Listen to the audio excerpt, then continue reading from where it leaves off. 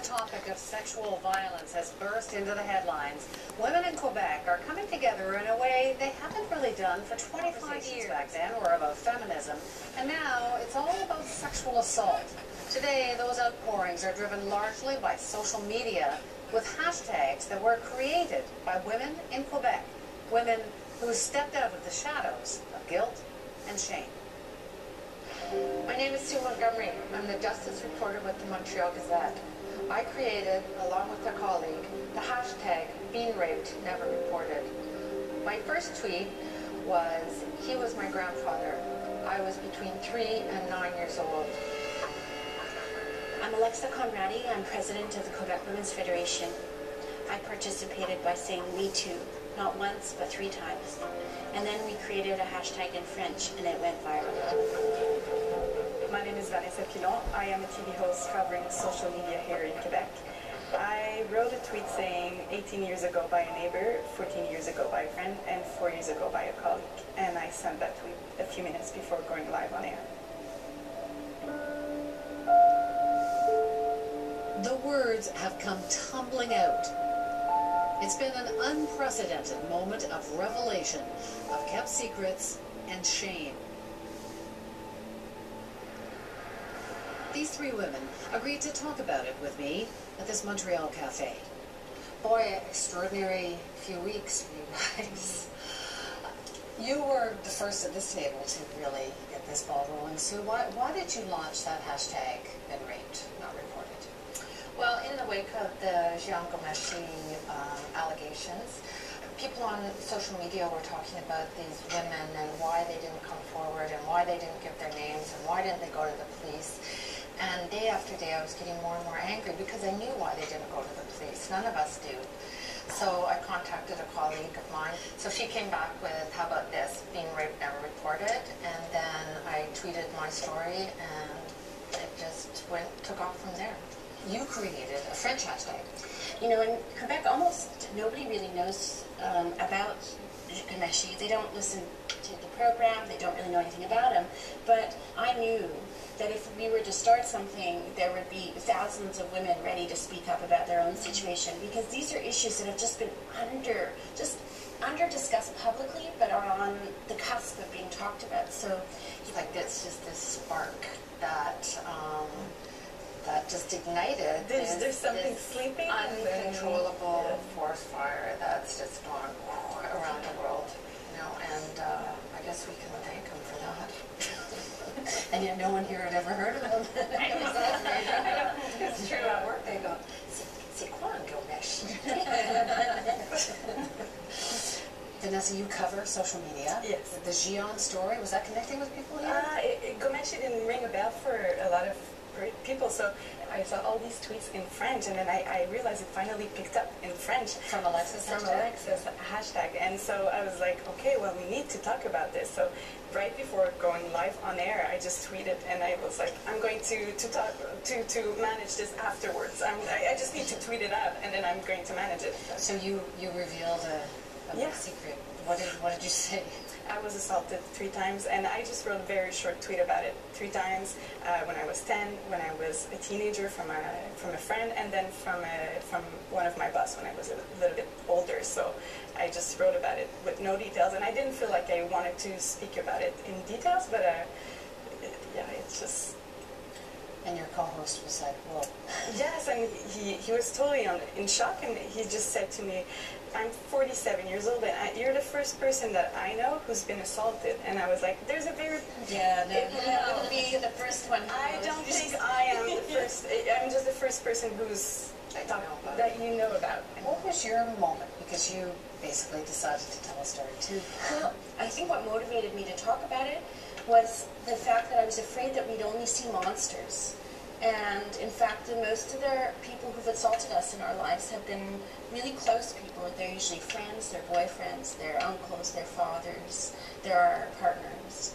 That's so much more emotionally difficult to reckon with than to imagine these sort of scary men standing in the streets in the dark. And so I was assaulted by a partner. The sexual assault didn't repeat, but the psychological violence continued, and that was you know, it marked really the beginning of the control. What happened with you, and why did you wait so long? What was it? Well, I was sexually assaulted by my grandfather starting around when I was 3 years old until about 9 years old. You don't want to believe that they're hurting you in such a profound way. And I didn't tell anyone because he threatened me. He said, if you tell anyone, this is our secret, if you tell anyone, I will spank you. So for a child, that's a pretty big threat. And then when I was in my 20s, I was working as a flight attendant during the summer. While I was at university, one of the senior flight attendants raped me. And so I did the same thing with him as I did with my grandfather. I just separated my body from my head and just put up with it until he left. And I didn't go to the police because, believe it or not, I thought I would lose my job. But how big a moment is this? It seems like a long time since we've had, in Quebec or outside, a discussion like this. How big a deal is this, all of these women coming forward? I think it's a marking of a change where I think we're done with this problem. Like, it's time now for this problem to not be on our shoulders and us dealing with the consequences. It's time for the society to deal with it. But I like to think that, like, at first when I did this, you know, it was trending for a couple of days, this hashtag. And, I mean, it's been a month, and it's sustained, and it's grown around the world. And everyone is joining in the discussion. Are there a lot more women coming forward? Oh, yes. And it's not necessarily that what the experience just happened yesterday and now they're coming. It's more just that people are saying, oh, there's a place to go, we can talk about it. The conversations are broad, are deep, they're difficult, and they're all coming to the fore at the moment. The wave of denunciations came from all walks of life, including from some of the most prominent women in Quebec. Moi-même, j'ai été agressée. Ça s'est passé quand j'étais mineure. Il n'a pas compris que j'étais pas prête. The millions of tweets provoked a conversation. There were revelations on the biggest TV and radio shows. Toutes les femmes qui étaient violées, agressées. Un animateur de CBC qui a été congédié. And secrets held for 40 years poured onto the front page. On the streets, a guerrilla postering campaign against catcalling. Everywhere, conversations erupted in people's homes and workplaces. So we hear these stories, and outside Quebec we think it's been driven so much by the Jean Gomeshi affair, but it sounds like there was something so similar but different happening here. What did this tap into, do you think? Well, for one thing, it's 25 years since Polytechniques, which was a huge, I mean... When Mark Lipin was shot targeted them. So, we've been very quiet and polite and patient and women, you know, trying to get change. And nothing has changed. In fact, I think it's got worse. Largely, and in large part, I would say, because of the internet and the kind of pornography that young boys have access to, and take that for normal.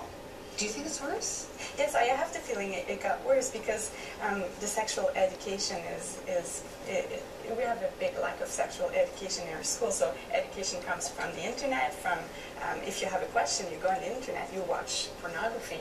And yes, it's been trivialized, like not violence, but just just a way to behave sexually, and young people have a lot of questions and they're answered by the internet, and there's also social media.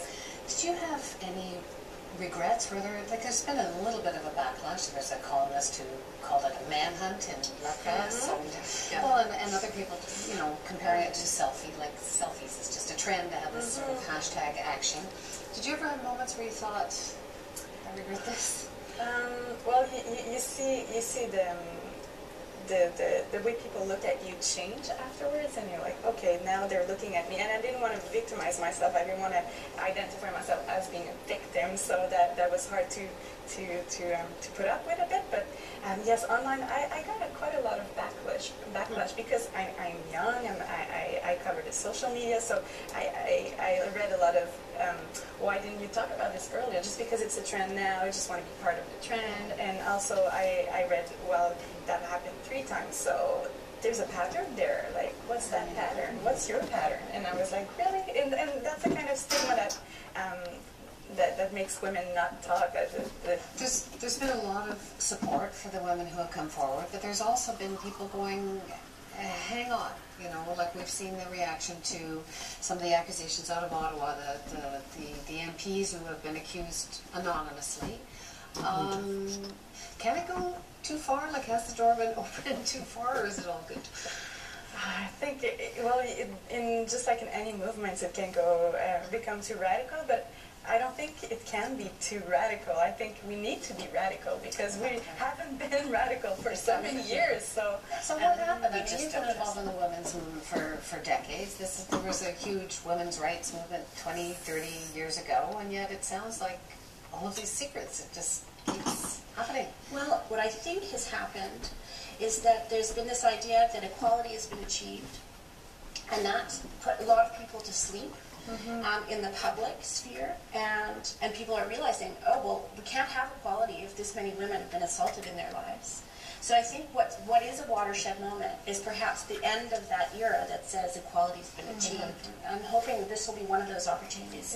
It's also why the word feminism and being a feminist is something that has a negative connotation. It's like, well, why do you want to protect women? We achieved gender equality, and that's really. Do you see yourself as a? I definitely see myself as a feminist, but just identifying yourself as a feminist, I think there's a vision of feminists that's maybe an old vision, and the feminists today are different. So is this a big moment, do you think?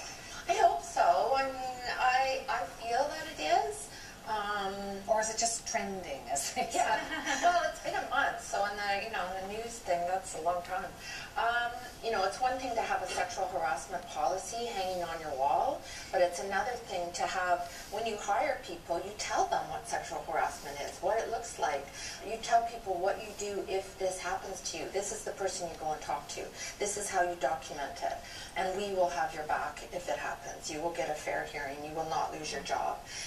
So we need to train people about what constitutes a consensual, respectful relationship. What are you hoping will happen because of this now? Just to change the shame, like to switch it from one side to the other. I kept quiet for so many years because I was ashamed. I thought it was maybe my fault, and maybe I wasn't too clear. Exactly same thing.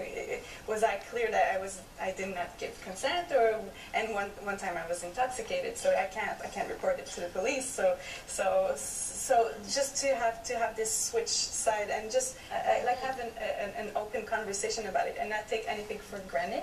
Like, what are you hoping will happen? Well, I really hope this Anything is concrete. Yes, I think it's an epidemic. What's happening to women? Your stories are all from years ago, so I don't hear that you're pressing charges against anyone. So concretely, where does this go, or does it just feel good to tell it? I'm really not motivated by any means by the idea of finding that person in jail or them being punished in a particular way. I'd like to be able to say what happened, explain the effects, and then hear an apology and a recognition. Exactly. I confronted my grandfather actually before he died, and that's all I wanted too. I just wanted a recognition that what he did, and for him to apologize. But no, no, not at all. He called me a liar, and he said I was making it up, and by that point, I just said, okay, well, I know what you did. God knows what you did, and you'll just rot in hell, because he was a very religious guy. But I just think that everyone has to find their own way out of it. There isn't just one solution. Are you proud of what you did? Yes. Yeah? Yeah. Yeah, I think I didn't want to I didn't want to put that to the world, like put that face to the world, but I think it was time. Thanks so much for sharing all your stories with us. Thank you.